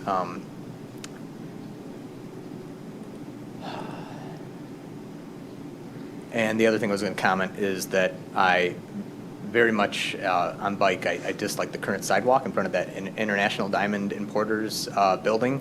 It is awful, and it would be nice to see that corrected as well. And I like that we're maintaining access to the bank from Avon. That way we're not forcing people through the intersection. And that is all the commentary I had. Thank you. Mr. Detloff. Thank you, Madam Chair. First of all, you did a really nice job there on Auburn and Rochester. I know there were a lot of concerns in that early on, but, that development filled up, and so I'm sure you're happy about that. It filled up quite nicely. I don't know if any of the businesses are impacted there, from the COVID and that, but. They were, but they bounced back nicely for the most part. Good, yes. Good. So have you done a phase 1? We have. You have? Yes. Okay. How many tanks were or are there currently? There are several. I don't have the exact number, but I know we have filed our environmental reports with your Brownfield authority, and they do have the exact amount. I know there are a few or several, and they will be all taken out. Okay, all right. And you own the site outright? There are no options or anything like that? Okay, correct. All right. Any idea what you're looking at or will be considering for like an office rental? That's a good question. There's a lot of space on the market right now. There's a lot of space. There's also a lot of interesting concepts. There's shared work offices. Yep. There's a bigger and bigger need for specialty medical offices. Okay. We believe we have similar buildings like this in other areas, and it just creates great synergy between retail and office, because the office people like to go downstairs, have a cup of coffee or grab a sandwich and engage with the downstairs tenants. It makes visitors to the offices easier for them, because they can also go have lunch while they're waiting. So there's a lot of good synergy that way. That the other building we have, something like this, we've been filled in our offices from day one. It's at the corner of Maple and Orchard Lake Road in West Bloomfield, very, very similar. We've never had a vacancy in the office from day one, and we have a dentist in there, we have an HR block in there, we have a real estate office in there, we have shared space in there, so we have no concerns in the offices, whether it's one big user or a shared space, such as WeWork, or just parsing it out into 3 or 4 different users. But there is a demand like this when you do have a 2-story mixed-use development, because tenants like it, office users like it for the same reason. Yeah, and I agree with Mr. Struzek that, mixed use is a smart way to go on that. So anyway, good luck. Thank you. I think it'll be, definitely, enhance that corner there. So, and Starbucks is committed? Yes. Okay. Well, that's from a finance standpoint, I know that's important. Yes. Thanks. It is. Thank you. Mr. Hooper. Thank you. Just a few comments. I echo Mr. Detloff. I think he did a great job in Rochester and Auburn, really. I really did. We worked several meetings on that. Was PA involved with that? Yeah. Before Rachel and I, we worked together on other projects outside in our real life, other than this. But question on stacking. You showed 10 car stacking here. I just did a quick look at Google Maps, and the Starbucks at Rochester Auburn's got 15 cars. As a snapshot in time, it's stacked. I anticipated this comment. So if you really look at this, the true stacking is on the north side, coming around the east side, you can come around the south side and then stack all the way around the west side, which is not practical. I mean, I guess I would be amiss to say that you never get a lot of cars at Starbucks. Sometimes you do. During the pandemic, when only the drive-thrus were open, I think you saw every Starbucks in the Midwest that had wraparound lines. But there's a lot of asphalt here that cars can stack. Starbucks has a pretty good program to get cars out pretty quickly. Every morning I get caught up in Starbucks at Rochester and Auburn going to work. I mean, they're stacked. That's why they hold up on Rochester Road, turning right. And it's not me in line either. It's a sign of the times right now. If you look at prior to COVID and prior to this employee crisis, it never happened. And I visit that site on a weekly basis, if not, sometimes on a biweekly basis. And I visit all our other Starbucks sites on a weekly or biweekly basis. The issue that you see now is just because of the staff shortages. They can't produce enough to get it out fast enough, and that will remedy itself as time goes by. But they've got a pretty good handle, and they can adapt and learn how to handle the overflow of traffic. So you're seeing more and more that Starbucks is able to adapt and get the coffee out faster, especially with their mobile app order where you just pick up. So I know it's a concern. I think it's a mitigated concern or a concern that's going to alleviate itself shortly, especially with all the different stacking scenarios that you can see here. Yeah, the other question I had, the office use upstairs, obviously you've got to climb stairs to get to it. Obviously, there's no elevator. There is an elevator. Oh, there's an elevator yes. there? Yeah, there's a lobby portion. I think we have an elevation in the... I must have missed that on which drawing is that? No, we have an elevator, staircase, and a secondary fire escape staircase. So in the lobby, which would be just on the... the southeast corner? There you go. All right. So we have a staircase, and we have a secondary staircase that leads to the back to meet all codes. Okay, stand corrected. All right. I was just kind of curious. I mean, if you get senior citizens, no elevator, climbing stairs, I don't know about that. To go for whatever the use is, for upstairs. So. Okay, and then, architecturally, I think it's looks good. I don't have an issue with it, We really. do have samples if the board would like to see the actual materials. Well, I'm looking at the pictures. Are they representative? We have samples. This is the stone that we plan to use. Right. This is the brick that we plan to use. Can you go to the elevation, please, a colored elevation? We can kind of point out where everything is. So you can see the stone at the bottom, and you can see that the piers between the retail tenants, that's this stone. That's the brick on both end caps, and that's the metal plating, panel. that panel system that is used in the center. Yeah. No, I support that. Sharp-looking building. And again, Rochester and Auburn, I think turned out great, frankly, in my opinion. So, thank you. Okay, thank you. Thank you. Dr. Boyer. Thank you. I just want to say thank you so much for coming to Rochester Hills and building this building and taking care of the gas station and the tanks that are underneath it that are there that contaminate, so that's great. I think the building, the material, I was going to ask about the material or if you had a color rendering, but it does look like it's going to be a great looking building on that corner, and have reduced the entrances down to just the two is also great, because I know that's always, with all those entrances at the corner, it's a problem for driving. But the building looks like it's fabulous. The ideal mixed use is going to be phenomenal. So just thank you so much, and it looks great. Thank you. Thank you. Mr. Weaver.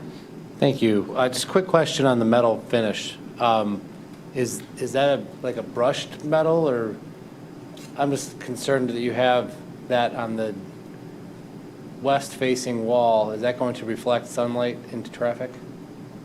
I mean, it'll reflect some, but it's not, highly reflective. But so it's It is like a brushed matte type thing? Yes, Okay. correct. Okay. Thanks. Thank you. This conditional use requires a public hearing, so I will open the public hearing right now. I do not have any speakers cards. Ms. Roediger, do we have anyone waiting to speak in Zoom? No, we have no more attendees. Okay. Tom's took them all away. And Ms. McDonald, do we have any email communications? Okay, thank you. So I will close the public hearing.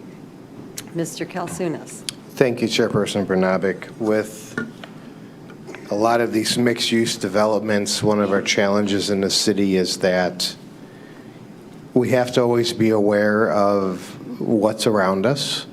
And as you know, we did spend a lot of time on the Meadowbrook or whatever, Meadowbrook Dodge development back in the day. I do remember. With that drive-through and a lot of with the residents there. With this one, it's a lot easier. You're surrounded, the houses are a little bit farther set back.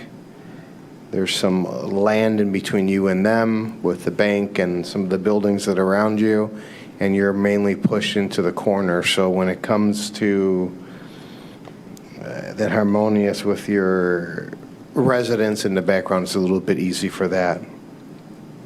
So with that, I would like to, Chairperson Bernabic, I would like to move the motion in the packet in matter of City File number 21-007, Avon Rochester Mixed-Use Development. The Planning Commission recommends the City Council approval of the conditional land use to allow a restaurant with a drive-through based on plans dated and received by the Planning Department on July 23, 2021, with the following 6 pre-printed findings.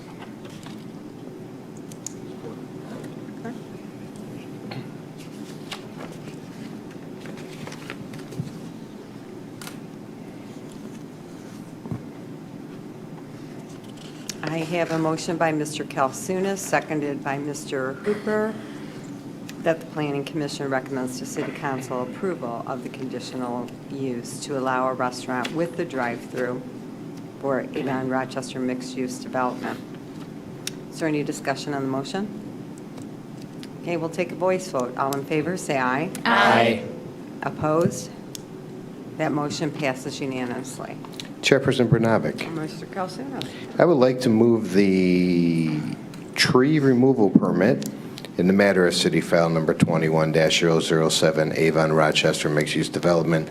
The Planning Commission grants a tree removal permit based on plans dated and received by the Planning Department on July 23, 2021, with the following 2 pre-printed findings and 2 pre-printed conditions.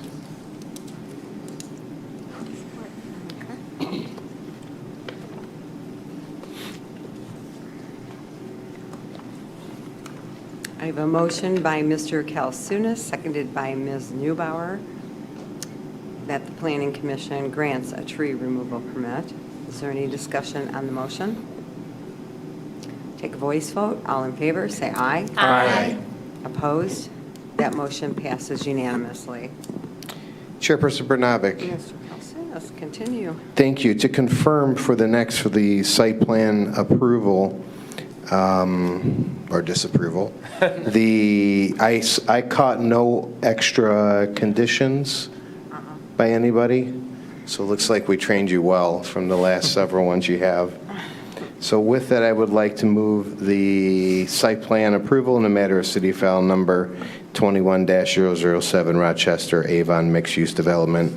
The Planning Commission approves the site plan based on plans dated received by the Planning Department on July 23, 2021, with the following 6 pre-printed findings and 2 pre-printed conditions.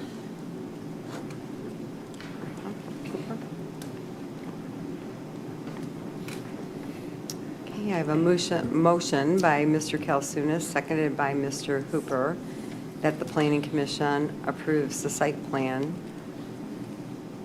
based on plans dated and received by the Planning Department on July 23rd, 2021. Is there any discussion on the motion? Take a voice vote once again. All in favor, say aye. Aye. Opposed? That motion passes unanimously. Congratulations you. on moving forward. Good luck. I just want to make one comment. I just want to thank your staff. I'm doing, I think, 6 or 7 developments right now. Your staff is the best staff that I've ever worked with. We know it. Yeah, we do. Fantastic job and a thorough job. So you didn't like Ed back then? What's that? You didn't like Ed back then, or what happened?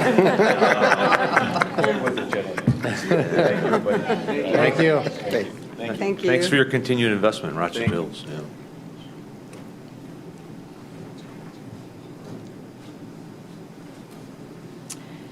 Okay, I will move on to any other business. Does anyone have any other business? Does Ms. Kapelansky, do you have anything? Yeah, I have one thing I just wanted to show everyone. I don't know if you've all had a chance to look at our new planning and economic development map. So previously, we had a whole bunch of maps listed under here, one for zoning, one for future land use, and a whole host of things. So that's now all been consolidated into one map. You can search by address or parcel number. So here we are at City Hall, for example. And then if you open these layers over on the other side, you have the ability to turn on floodplain and wetlands and zoning, and you can layer as many things as you would like on top of this so that you can get, it takes a minute to pop up sometimes, but so that you can get all of the information that you might want to get if you're a resident or a potential business owner. You can get it all in one place on one map and no longer have to switch between different maps. And you also have the ability to turn on aerial imagery dating all the way back to 1940. So you can see how a property has changed over a long period of time. You have tools here to do measurements. You can print. You can filter zoning based on if you're only looking for B3 or something like that. So it's really something that MIS was able to help us to put in place, and it's a great tool for potential business owners and for residents to be able to access information all in one place. And then we also still have, of course, our development projects map, which is a separate map for right now. Also, Kristen, could you maybe zoom in a little bit closer and show them how it shows property dimensions? And you can click on it to the BSNA, and it'll take you right to the property information in terms of violations and tax information, property information, all linked right to this map directly. Yeah, I'll show you that. So, no, that's just the zoning. So it looks like we're having the same problem as we have in 221, Sarah.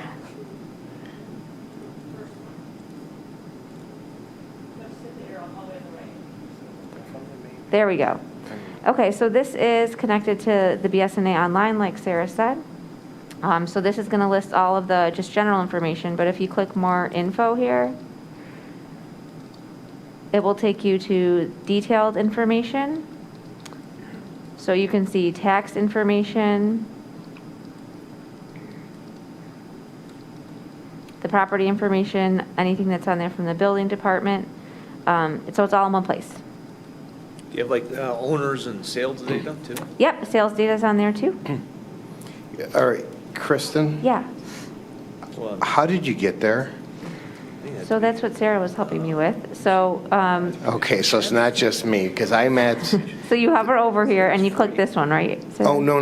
He means on the website. Oh. to begin On the with. website to begin with. I went yes. to your page. There's two ways. You can get it from the planning department page or under residents, there's a maps. That's the way I always go. So if you hover over residents, you click maps, it takes you to this map index. So these are all the maps that are provided for various city functions. And then you just click planning and economic development, and then planning and economic development again. And we're looking for a new name. If anyone has any ideas of how to better advertise what this does, let us know.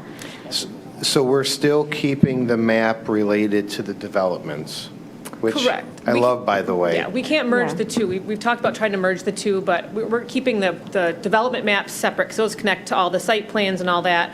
This map is more of a information about individual properties. And like I said, you can get, it's tied directly to obviously our BSNA. And like I said, Kristen, if you wanted to zoom in right to a neighborhood, like it literally gets very detailed. Like I said, between the aerials and the parcel dimensions.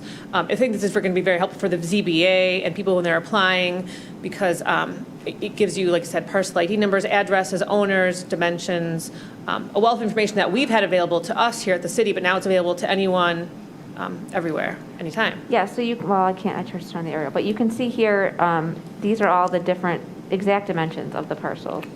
And it's even better than Property Gateway, which I always have that open for our meetings.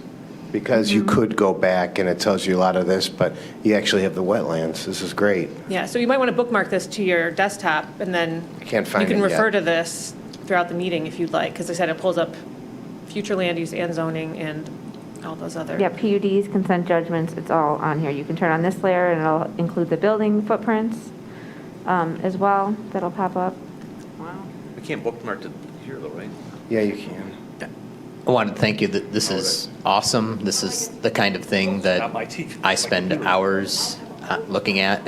So That's awesome. maybe my wife doesn't thank you very much, but this is great information, and it's at the fingertips of everyone. This is available to residents. It's available to us. And I want to thank you for always striving to have more publicly available. Yep, we're happy to do that, and a big thank you to our MIS department for putting this all together, because we didn't really have anything to do with that. And this is what is this called? This is the planning So economic? it's called Planning and Economic Development for right This now. one. Got it. I am bookmarking it forever. This looks like a great resource. Do you have anything for new business? Okay, so I would just like to remind everyone that our next meeting is on October 19th, 2021. And that really is awesome to have something like that available.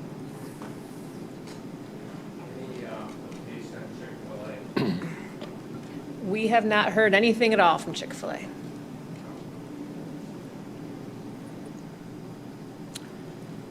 Okay, so Mr. Kalsunas. Chairperson Bernabic, I would love to make a motion to adjourn. Okay, do I have a second? Okay. I have a motion by Mr. Kalsunas, seconded by Ms. Neubauer for adjournment. All in favor, say aye. Aye. Opposed? That motion passes unanimously. My Good wife night, is everyone. my wife is going to love all the information as she decides to stalk everybody's tax stuff and houses. I have